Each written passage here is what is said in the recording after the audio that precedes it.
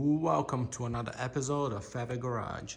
So in this episode, we're going to be making the exhaust, but I told you guys I was going to show you how the clutch slave came out.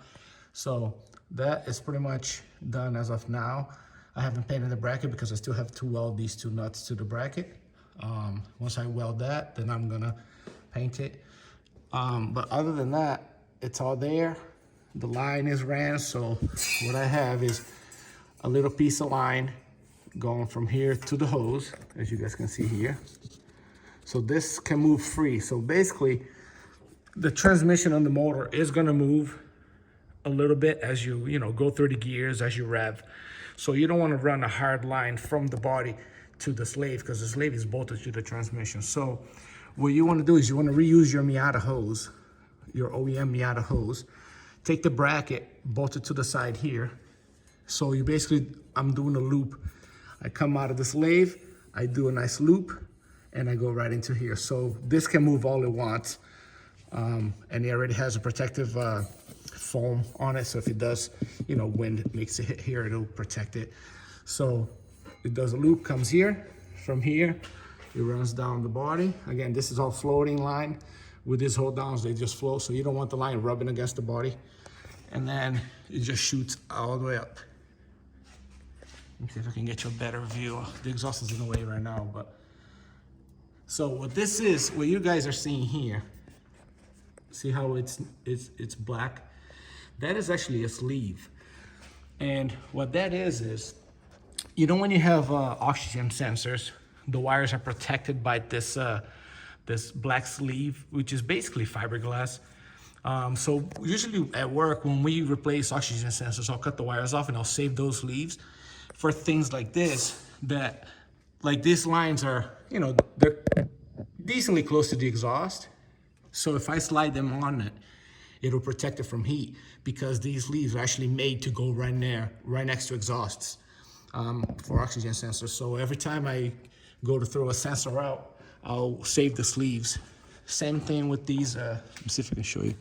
Same thing with the thing that I'm using for the fuel line. That's usually like turbo lines and stuff. We usually have those. And when we do turbo lines at work, I'll just save those because you can slide that on basically wiring, piping, anything really to protect it from heat. So that came out pretty good. It's not bled yet. I'm working on the exhaust. And then when I take the exhaust down to weld, that's when I'm gonna bleed the clutch and do my adjustment and then make sure it engages and disengages. But the line is ran all the way up to the master. So clutch is pretty much done. Now, I did start the exhaust. So my exhaust ended here. I did a pipe from here to here. Over here, I changed the angle a little bit to go up. So that's that, right in the middle. I added another V-bend here, so this pipe will be nice and short. So if I have to take this front pipe off to do the slave or anything else, I don't have to drop the whole exhaust. I'll just drop this front pipe here. So as you can see here, this side comes around. I have a tack welded. Again, same thing.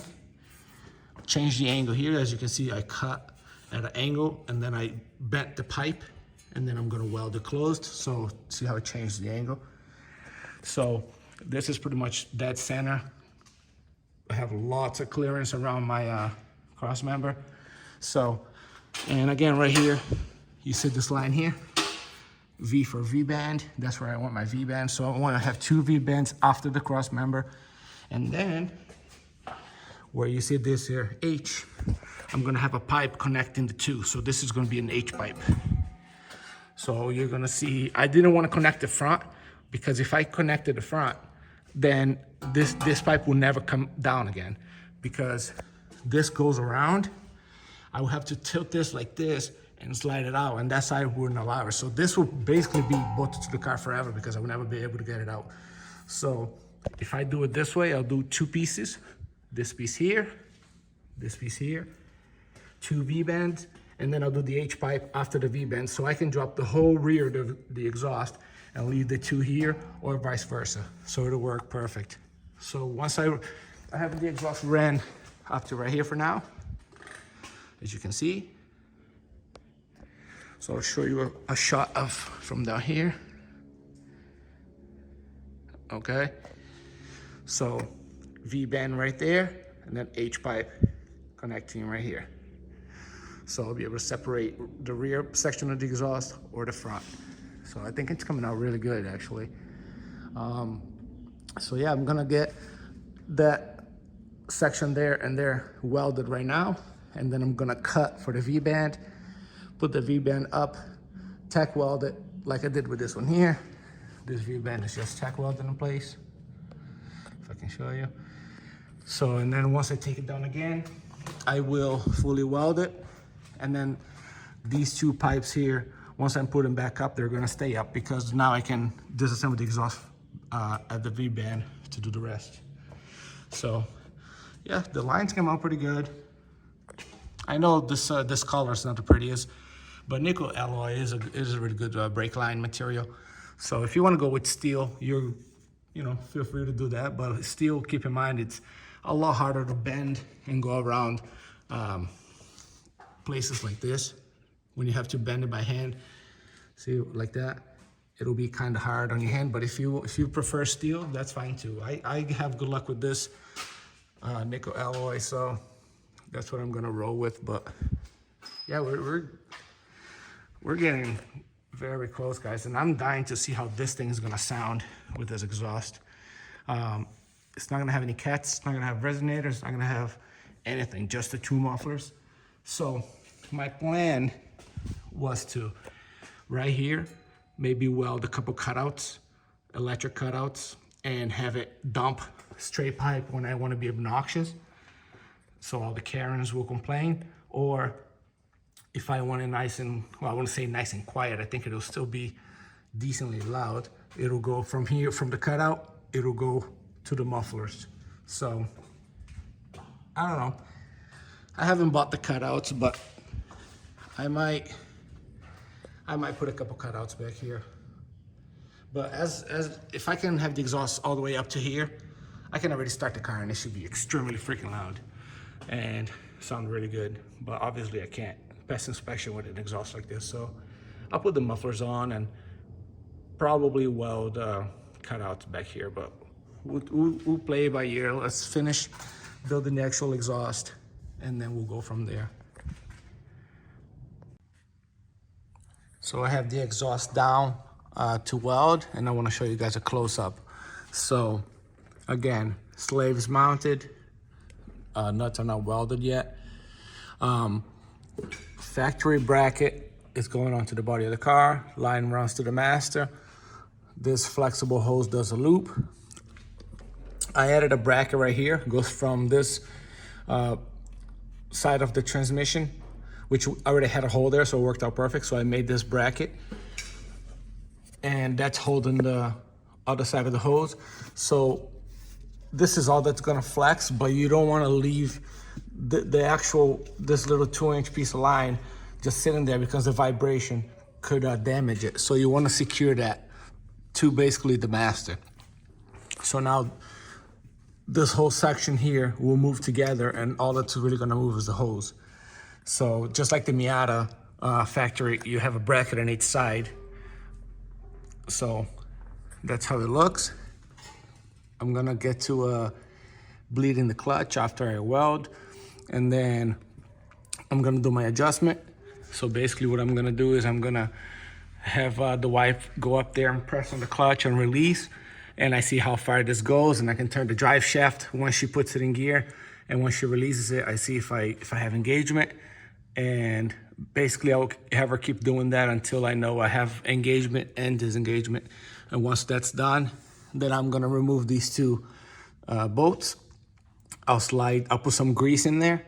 Well, not grease, but some silicone-based grease, because there is you don't wanna put regular wheel bearing grease in there because you could damage the seal that rides up and down here. So you don't want any petroleum kind of grease in there. So I'm gonna put the boot back on, and then I'll just mount this back up, and the rod's already gonna be adjusted to whatever. So once that's done, I'll just put a little rubber cap here to protect that. Spray some of this wax. So everything that you see that's yellow, it's wax that dries, and it prevents, helps prevent rust. Spray some wax on the threads, so that way next time I go to take it off, I'll it'll come right out. And then the actual clutch will be fully done. So yeah, we're getting there. I just wanted to show you guys a closer up because the exhaust was in the way in the previous footage. So that way you guys can have a better idea.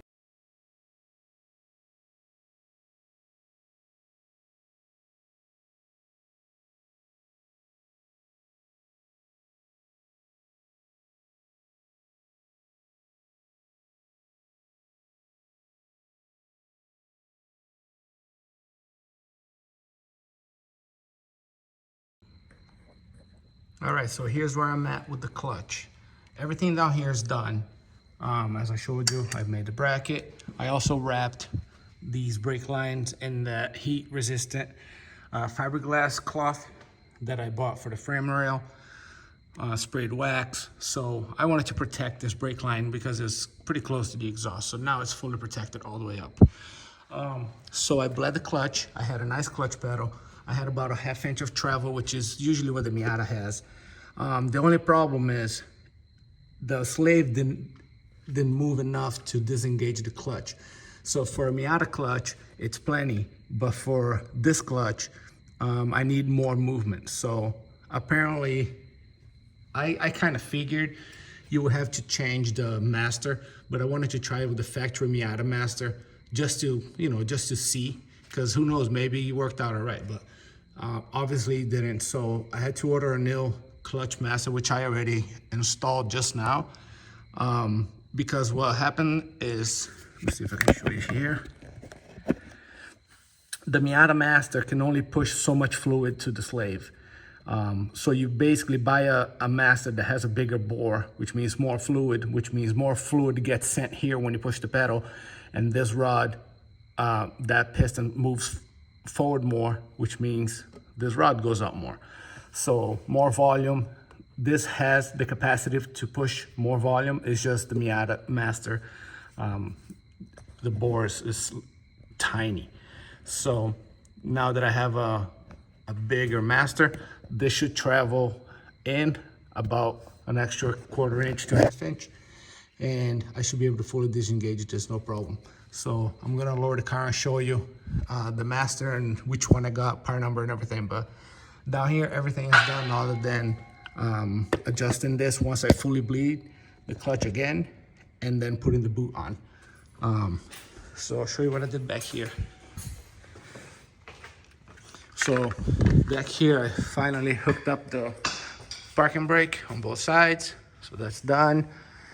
I installed my rear sway bar. That's done. This is actually the Miata factory one that I sandblasted and I just painted it red, just to make it look cool. I mean, it's not anything fancy or anything, but brand new links. Actually, I'm waiting for the one on this side. I bought it a while ago, and it must be coming from Mars because I haven't seen it. So still waiting for the one on this side, but the one on this side is brand new and that's bolted down. So back here is pretty close. Coilovers looking nice. I don't know what this adjustment is gonna be at. I'm gonna put the wheels on, put some pieces of wood, and then lower the lift and then see how low it is. And then I'll make my adjustment from there. But this is, I'm assuming it'll be ballpark where it should be. So yeah, let me lower the car and I'll show you guys what I did up there. I also finished my H-pipe. I just haven't put it up yet because, like I said, I'm working on the clutch. Once the clutch is done, I'll put this up and keep going on the exhaust. So yeah, let me lower the car and show you guys what I did up there. So did a lot of research. And again, I'm doing this as I learn. I'm learning as I go. So I can make videos all day pretending like I know everything, but that's not the point. I want to be able to show you guys I made a mistake or I did not know something and I figured it out, you know what I mean? So I kind of figured you had to change the master, but I wanted to try it anyway just for the hell of it, and now I know why. So you want to get a Tilton 75-875U. This is a universal master, and it's top of the line brand. It cost me about $100. Comes with the whole kit, so I already have it installed. So depending on the car you put this on, it comes with a reservoir. You can either mount the reservoir directly to the master, or they send you a bracket and then they send you some hose, and you can mount this anywhere, like next to this one here, and then run a hose connecting to that cap there. Because I can't really put the reservoir sideways like this, so I'm gonna run it right about here. I'm gonna make a bracket to go into the tunnel here. I did have to change the fitting. So this fitting here is actually American. That is not the same fitting you're gonna use as if you took out of the Miata Master. So make sure you change that. So I have it bled. I bled the Master on the bench. You basically take a dummy line and you put it back in the reservoir, and then you keep bleeding, you keep pumping it until the fluid, basically it's at a circle, and you just keep pushing air out, pushing air out. Once you get no more air, then you can take the line, the dummy line off, cap it, and then put it in the car. And then when you go to bleed it, it'll be a lot easier. I do have a power bleeder where you hook up this cap and you put compressed air into the canister, and it'll bleed for you. All you have to do is go under the car and open the bleeder. But this way it'll be pretty much 80% bled already, because down there it was already bled. Up here is already bench bled, so this should be pretty easy to get a nice pedal once the reservoir is mounted. So that's done. The line, thank God, it reached with no problem. I was afraid I was gonna have to redo the whole line because the other line was for the Miata Master. So, but everything worked out. I got a cheap little filter just to put it on there, so that way when I start it, I don't have to keep having a rag on top of there like I always do. I can't run one of those big 14-inch filters because of the distributor. So I might get one that's slightly bigger. Probably gonna cut the hood and make whatever filter I put on here permanently coming through the hood, and then put a hood scoop. That way it'll actually suck in nice and cold, fresh air through the scoop, and it'll come out through the hood. So I could get a low profile one and close the hood and pretend like nothing's there, but yeah, screw it. Let's cut a hole in the hood and make it look kind of cool. So yeah, guys, this is the update for this week. Right now we have 91 subscribers. If I could get 9 more, that would be freaking awesome. I'm trying to reach the 100 so I can change the URL on the channel, make it easier for other people to find. I really appreciate everyone that's been watching, everyone that's been asking questions. It really means a lot that I'm actually helping a few people build a car. There's actually 3 or 4 people right now messaging me because they already bought the kit, and they're kind of using my videos as a guide or as a helper.